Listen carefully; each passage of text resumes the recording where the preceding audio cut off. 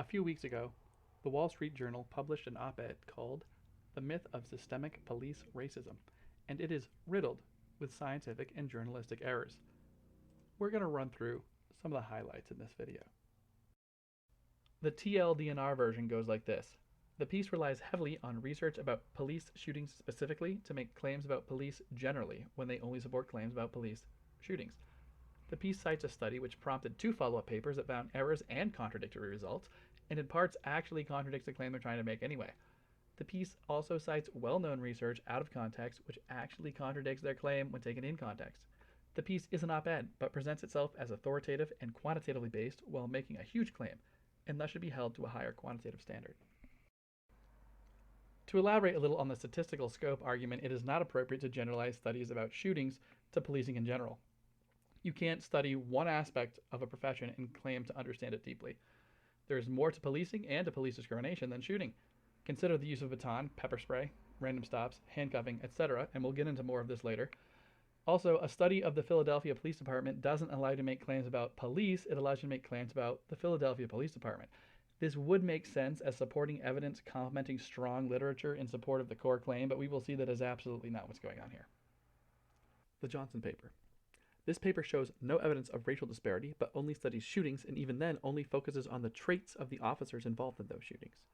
This paper prompted 2 follow-up letters finding errors and contradictory results. The first paper is called "Young, Unarmed, Non-Suicidal Male Victims of Fatal Use of Force Are 13 Times More Likely to Be Black Than White." In investigating the Johnson paper claim that their results hold across subgroups of victims, they found that young, unarmed male victims that showed no signs of mental health problems and were not suicidal in a county with equal proportions of black and white citizens suggested that victims with these characteristics are 13.67 times more likely to be black than white. The second follow-up paper stated, its approach is mathematically incapable of supporting its central claims, given the lack of ability to account for a key probability formula known as Bayes' theorem if you're feeling academic. Analysis cannot recover these shooting rates because all observations in the data involve shootings.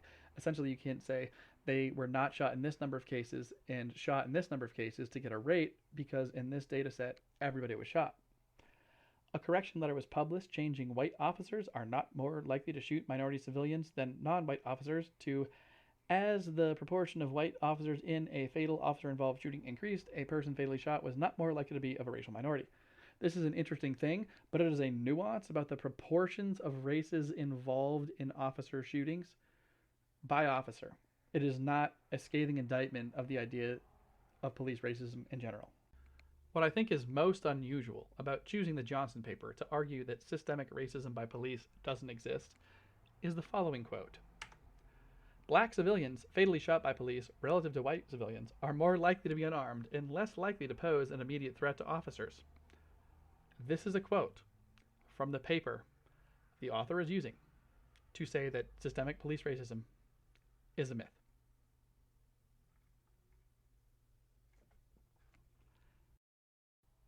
By the way, if you follow the link that the author gives you, it brings you to this screen that shows you clearly that the follow-up papers were published in January, the correction was published in April, the op-ed was published June 2.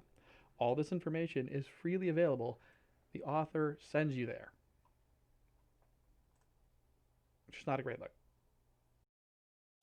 Also, weird thing, this quote the author uses, "no significant evidence of anti-black disparity in the likelihood of being fatally shot by the police." I can't find it in the paper. I've read the paper 4 times. I've Control-F'd my way through it a bunch of times. I've read the supplemental information twice. I've had 2 other people read this. I can't find this quote. Maybe this is a normal journalistic practice to hodgepodge a couple things together. Usually they put the ellipses in there, though, I thought. It's just like, if the text supported your argument that well, you wouldn't have to compile something yourself. Just a thought. Maybe it's in there and I'm crazy. Either way, that's the cherry on top of a mountain of statistical malpractice that is not ignorable. But isn't this weird? I thought it was weird. Super quick recap. Shootings do not equal all things a cop can do that potentially show discrimination. One of the key papers cited was only arguing about proportions of officer characteristics in the first place, had some technical issues, had contradictory results published, never claimed to deal with anything other than shootings, and freely admits that black civilians fatally shot by police relative to white civilians are more likely to be unarmed and less likely to pose an immediate threat to the officers. Also, this was all known a while ago.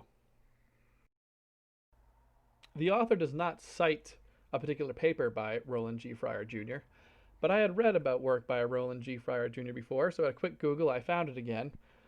Fryer famously conducted a study which found no disparities in shootings, but found them in nearly all other uses of force, including being touched in the first place, being pepper sprayed, being handcuffed, being pushed to the ground, being pushed into a wall, being hit with a baton, or having a weapon drawn on you.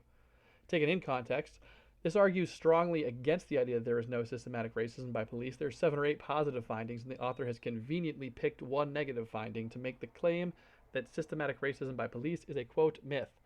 Unless there is a different Roland G. Fryer Jr., Harvard economist, who published a different study that found different negative findings about police shootings, this is what I'm going to have to go on. This was very famous. It was in the New York Times. Of particular note is that if you look at the paper that Fryer published about this, you will see these racial disparities discussed in the second sentence of the abstract.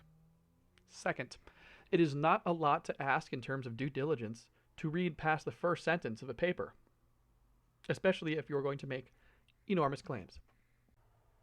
What's even more crazy is that if you read some more of the paper he published, you'll see this.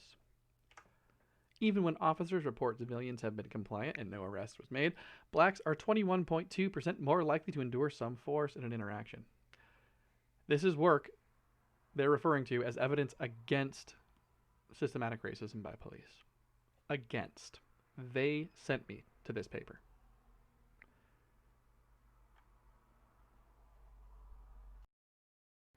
So to add to the recap, Fryer's work clearly shows that there are disparities in the police use of force against minorities, and obviously so. It is discussed throughout his paper and the second sentence of his abstract. I will include a link to the New York Times article on the piece, where the graphs make it abundantly clear. I've stated the facts of the matter. I am now going to editorialize. The best defense of this article is that it's an opinion piece. I believe this is insufficient given the confidence with which the author makes their sweeping claim and the severity of the scientific errors they make in defending it. The author employs statistical evidence that has been strongly called into question months ago, or is only obliquely and selectively related to their position. Most unforgivably, it cites research that goes against its own position out of negligence or a deliberate effort to deceive. Because this piece presumes to inform the reader using quantitative evidence, it should be held to a higher quantitative standard. Given the importance of the subject at hand and the speed at which misinformation spreads, ignoring these issues is irresponsible.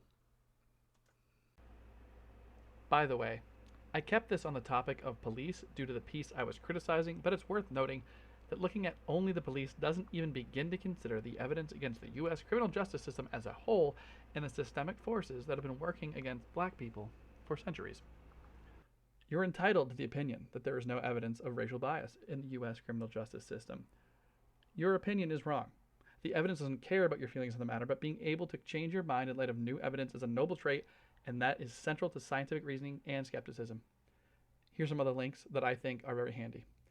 Before you say anything about my biased sources, check out this video by this white grandpa who made Bible stories into cartoons about vegetables and freely criticizes both Republicans and Democrats. You're about to get dunked on by Bob the Tomato from VeggieTales, and he has receipts. Here's my citations. I'll provide working links to all of these in the description. Also, Black Lives Matter.